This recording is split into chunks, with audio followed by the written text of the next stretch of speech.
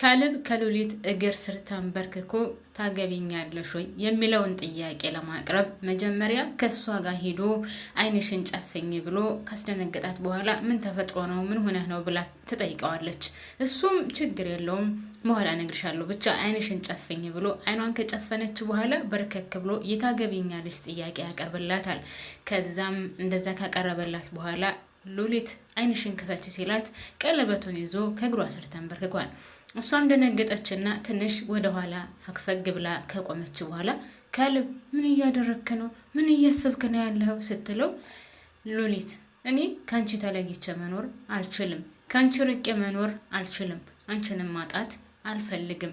ስለዚህ ጊዜ ማባከን ያለብን አይመስለኝም፣ አብረን መኖር አለብን ብሎ ጥያቄ ያቀርብላታል። ሉሊትም በጣም ግራ በመጋባት ይህ ጥያቄ አሁን ይፈጠራል ብላ ስላላሰበች እንዴ ካሌብ ቢያንስ ትንሽ ጊዜ ስጠኝ እንጂ የምትጠይቀኝ ጥያቄ በጣም ከባድ ነው። እናም ከዛ ባለፈ ደግሞ እኔ እናንተ አንድ ላይ ሆነን በስነ ስርዓት ማውራት ከጀመረን ገና ትንሽ ጊዜያችን ነው። ነገሮችን የተፈጠሩትን ነገሮች ወይም እስከዛሬ ያለፉትን ነገሮች አንድ ላይ ቁጭ ብለን ማውራት አለብን። ነገሮችን አውርተን መፍታት አለብን። ስለዚህ ተነጋግረን ችግሮቻችንን ከፈታንም በኋላ ይቀጥላል ሌላው ነገር። አሁን ግን በጣም አፍጥነዋል። እኔ ደግሞ ይሄን ነገር አላሰብኩበትም። ድንገተኛ የጠየቀኝ ጥያቄ ስለሆነ እኔ ለመቀበል ግራ ተጋብቻለሁ ትለዋለች። ሰላም ጤና ይስጥልኝ ውድና የተከበራችሁ የቻናሌ ቤተሰቦች በያላችሁበት ሰላማችሁ ብዝዝት ትረፍርፍ ይበልልኝ። ለዚህ ቻናል አዲስ ሆናችሁ ላይክ እና ሰብስክራይብ እያደረጋችሁ ነባሮች ደግሞ ላይክ ማድረጋችሁን አትርሱ። እባካችሁን ላይክ አድርጉልኝ ማለት ነው። እናም ሉሊት የካሌብን ጥያቄ ላለመቀበል ትንሽ አንገራግራለች። በዛ ላይ ደግሞ የጀመርኩት አዳዲስ ስራዎች እንዳሉ ታውቃለህ። ስለዚህ እነሱን ደግሞ ማጠናቀቅ አለብኝ ስትለው እሱም እነሱን ስራዎች እኮ እኔና አንቺ አንድ ላይ ሆነን መስራት እንችላለን። ስለዚህ እባክሽን ተቀበይኝ ብሎ ስላት እሷም አይ ይህን ነገር እባክህን እኔም ላስብበት አስቤበት አቅጀበት በስነ ስርዓት ቁጭ ብለን ችግሮቻችንን አውርተን ተወያይተንባቸው ይደረጋል። ይሄ ነገር እኮ ወደፊትም የሚቀር አይደለም። እኔም ካንተ ጋር የመኖሩን እንደምፈልገው ታውቃለህ፣ እንደምወድህም ታውቃለህ ስትለው ካሌብም እሱም እኔም በጣም ወድሻለሁ፣ በጣም አፈቅርሻለሁ፣ ካንቺ ተለይቼ በፍጹም መኖር አልችልም፣ እባክሽን ተቀበይኝ። እኔ ካሁን በኋላ ያሉትን ጊዜያቶች ካንቺ ጋር ማሳለፍ ነው የምፈልገው ብሎ ሲላት እሷም እንግዳው እንደዛ ከሆነ እኔ የምፈልጋቸው ወይም መናገር የምፈልጋቸው ወይም ላንተ መንገር የምፈልጋቸው ብዙ ነገሮች አሉ፣ እነሱን ተቀብለህ ከተቀመጥክ ነው ስትለው እሺ ችግር የለውም እቀበልሻለሁ ያልሽኝን ሁሉ ሰማለሁ ብሎ ደስ ብሎት በደስታ ቀለበቱን ያደርግላታል። በሌላ በኩል ዳዊትና ኤልሳ እየተመለከቱ ነበር። በተለይ ኤልሳ አይኗ ደም ለብሷል፣ ፊቷ በጣም ቀልቷል። እናም ይህን ነገር መሸከም ስለማትችልና ይህን ነገር አይኗ እያየ መሆን ስለማትችል በጣም ተናዳለች። ዳዊትም ሉሊትን ስለሚወዳት ይህ ነገር እንዲሆን አልፈለገም። እናም እነሱ ሁለታቸው እሺ ብለው ቀለበቱን አድርጎላት ተቃቅፈው እየተሳሳቁ እያለ ድንገት ኤልሳ ወደ ክላሷ ገብታ ታለቅሳለች። ዳዊትም ተከትሏት ይገባና ኤልሳ አንቺ እኮ ጠንካራ ልጅ ነሽ፣ አንቺ እኮ ጎበዝ ልጅ ነሽ፣ ለምንድን ነው እንደዚህ የምትሆኙ? ለምን ታለቅሻለሽ? ሲላት ኤልሳም እውነት ወንድሜ ይሄን ነገር እያየው መሸከም አልችልም፣ ይሄን ነገር እያየው እንዲሆን አልፈልግም።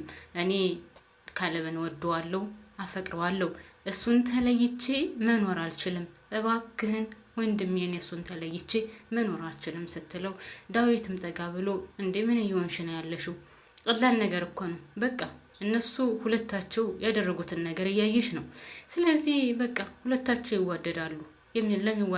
በሚዋደዱት መካከል ደግሞ እኛ መግባት የለብንም ሲላት ኤልሳም በፍጹም ይህ ነገር አይሆንም፣ እኔ እሱን እወደዋለሁ፣ አፈቅረዋለሁ፣ እሱን ተለይቼ ወይም እሱን አጥቼ መኖር አልፈልግም። እሱ ማለት በልቤ ውስጥ ያለ ሰው ነው። እንዴት ብዬ ነው ምረሳው? እንዴት ብዬ ነው መቀበለው? ስትለው ዳዊትም ቀላል እኮ ነው፣ ለተወሰነ ጊዜ ከዚህ መራቅ ነው በቃ፣ ከዚህ ስትርቂ ሁሉንም ነገር ትረሻዋለች ሲላት ኤልሳም በፍጹም ይሄ ነገር አይሆንም፣ እንዴት ብዬ ነው ምረሳው? ካሌብ ማለት እኮ ልቤ ውስጥ ያለ ሰው ነው፣ እና እስኪ ንገረኝ እንዴት ብዬ ነው የምረሳው? ካሌብ ማለት ለኔ ሁሉ ነገሬ ነው እያለች ታለቅሳለች። ዳዊትም ይሄን ያክል ተጎድተሻል ማለት ነው? ይሄን ያክል ተወጇለሽ ማለት ነው? እና ታዲያ እኮ ቀላል ነገር ነው። በቃ ለተወሰነ ጊዜ ከዚህ መራቅ ነው ያለብሽ። በቃ እነሱን አለማየት፣ እነሱን ባይሻቸው ቁጥር ፍቅርሽ ከሚታደስብሽ እነሱን ላለማየት ትንሽ ከዚህ መራቅ አለብሽ ስላት፣ እሷም ይሄ ነገርም አይሆንም ከሱ ተለይቼ በፍጹም ልኖር አልችልም፣ ደግሞም አልሸነፍም። አሁንም ሴራዬን እቀጥላለሁ። እኔ የካሌብና የእሷ ግንኙነት እንድፈርስ ወይም እንድበላሽ ያላደረኩት ነገር የለኝም። ነገር ግን አልተሳካም። አሁንም አልሸነፍም እያለች ታለቅሳለች። ከዛም ዳዊት ጠጋልና እቅፍ አድርጓት አይዞሽ፣ አታልቅሺ፣ ነገሮች ይስተካከላሉ፣ እኔም የምችለውን ያክል አደርጋለሁ ይላታል ማለት ነው። እሷም እሺ ወንድሜ በቃ ብላ ትተወዋለች። እሱ ዳዊት ከእሷ ክላስ ከወጣ በኋላ ሉሊት እዛ ደስ ብሏትም ሳይሆን ያደረኩት ነገር ልክ ነው አይደለም፣ እሺ ማለት ነበረብኝ አልነበረብኝም፣ ተመቀበል ነበረብኝ አልነበረብኝም እያለች ለብቻዋ እያብሰለሰለች ሳሎን ላይ ወደዛ ወደዚህ እያለች ለብቻዋ ታስባለች።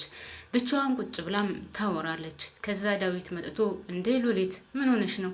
ለብቻሽ እኮ እያወራሽ እያሰላሰልሽ ነው፣ በሰላም ነው ሲላት፣ ዳዊት የሆነ ማማክረህ ነገር አለኝ ጊዜ ካለ ስትለው፣ እሱም ምንም እንዳልተፈጠረና ምንም እንደማያውቅ ሆኖ እሺ ምንድነው የተፈጠረው ነገር ንገሪኝ ይላታል። እሷም እኔ ልክ ይሆን አይሆን አላቅም፣ ነገር ግን ካሌብ የታገቢኛለሽ ጥያቄ ሲያቀርብልኝ እሺ ብዬ ተቀብያለሁ። እኔ ልክ ነኝ አይደለሁም አላቅም፣ ምን ማድረግ እንዳለብኝም አላቅም። ነገር ግን እሺ ብዬ ተቀብያለሁ። እግሬ ስር ተንበርክኮ ሲጠይቀኝ እምቢ ማለት አልቻልኩኝም እና ትክክለኛ ነኝ አይደለሁም ብላ ስትጠይቀው፣ ዳዊት ደግሞ እንደኔ ከሆነ ለጋብቻ በጣም የቸኮልሽ ይመስለኛል። ምክንያቱም በአሁኑ ሰዓት አንቺ ማግባት የለብሽም። አሁን አግብተሽ በትዳር መወጠር የለብሽም። ትዳር ማለት ደግሞ እንደው ዝም ብሎ የልጆች ዕቃ ጨዋታ አይደለም። ስለዚህ ሁለታችሁም ቁጭ ብላችሁ አውርታችሁበት በደንብ ተነጋግራችሁበት የሚሆን ነገር ነው። ስለዚህ ቶሎ የሚገባበት ትዳር አይደለም። አብራችሁ መኖር እየቻላችሁ እንዴት ቶሎ ወደ ትዳር ትገባላችሁ? ሲቀጥል ደግሞ አንቺ ሁላችንም እንደምናውቀው የሆነ ያሰብሽው ስራ አለ፣ ድርጅትሽ አለ። ይህን ነገር ደግሞ እልምሽን እውን ማድረግ ያለብሽ ነው ይመስለኝ እና ለዚህ ግን በጣም ቸኩለሻል ይላታል። ምክንያቱም አንደኛ ደረጃ እህቱ እያለቀሰችበት ነው። ሁለተኛ ደረጃ ራሱ ዳዊት ሉሊትን ይወዳታል። ስለዚህ ይህ ነገር እንድሰናከልና እንዳይሳካ እርግጠኛ ነኝ ይሰራል ብዬ አስባለሁ። እሷም አንተ እንደዛ ነው የምታስበው ስትለው፣ አዎ ቸኩለሻል፣ በጣም ለትዳር በጣም ነው የፈጠንሽው። አንቺ የምታስቢያቸውን ልሞችሽን ማሳካት አለብሽ። ሲቀጥል ደግሞ አብራችሁ መሆን እየቻላችሁ እንዴት ወደ ትዳር ትገባላችሁ ስላት፣ እኔማ ግራ ገባኝ እኮ እግሬ ስር ተንበርክኮ ሲጠይቀኝ እምቢ ላለ ማለት በጣም ከበደኝ እንጂ እኔ ነገሩን በጣም አስቤበት ወይም አቅጀበት አይደለም። ያው ካሌብን እንደምታውቀው እወደዋለሁ። ነገር ግን አሁን ወደ ትዳር ለመግባቱ ያን ያክል አስቤበት አልነበረም። ነገር ግን እምቢ ማለት አልቻልኩም ስትለው፣ እኮ እሱን ደግሞ አንቺ ታውቂያለሽ፣ ምክንያቱም መወሰን የምትችይው አንቺና አንቺ ብቻ ነሽ። ነገር ግን እንደኔ ሀሳብ ከሆነ በጣም ቸኩለሻል። ለማንኛውም ብቻው የሆነ ቦታ ደርሼ ልመጣ ነው ብሎ ትቷት ይሄዳል ማለት ነው።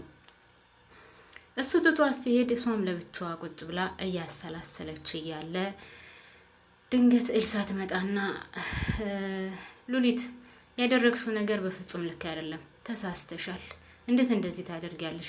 ካሌብ ላንቺ አይሆንሽም። ካሌብ ብዙ ድብቅ ነገሮች አሉት። ካሌብ ብቻ ብዙ ነገር ትላታለች። ያው እሷን ለማስተው ወይም አልሸነፍም ባይነቷን ለማሳየት ብዙ ነገር ተናግራለች። ካሌብን እንደዚህ ነው የምትይኝ? ቆይ አንቺ አሁን ለካሌብ ማለቴ ለእኔ ጥሩ ነገር አስበሽ ነው ወይስ ያው ማለቴ ካሌብ ፍቅረኛ ስለነበረ ለዛ ለማውራት ፈልገሽ ነው ስትላት፣ እንደዛ አይደለም ሉሊት፣ ነገር ግን ስለ ካሌብ የማታውቂው ነገር አለ። አንቺ ማወቅ የሌለብሽ የማታውቂው ነገር አለ። እናም ያን ነገር ስታውቂ ግን ወይኔ ምን አለችኝ ኤልሳቴ ያለሽ እኔን የምታመሰግኝበት ቀን ይመጣል ስትላት፣ እና ለምን አትናገሪም ታዲያ? ለምን አሁን እውነታውን አልነግሪኝም ብላ ስትላት፣ አሁን አልነግርሽም። ነገር ግን እኔ እንደኔ ካሌብ ላንቺ የሚሆንሽ አይደለም፣ ይጎዳሻል። እህቴ አይደለሽ? እህቴ ስትጎዳ ደግሞ ማየት አልፈልግም ትላታለች። ነገር ግን እውነታውን መናገር አትፈልግም። ውድና የተከበራችሁ ቤተሰቦች እኔ እዚህ ላይ ያበቃለሁ። ቀጣይ ይዤ እመጣለሁ። አመሰግናለሁ።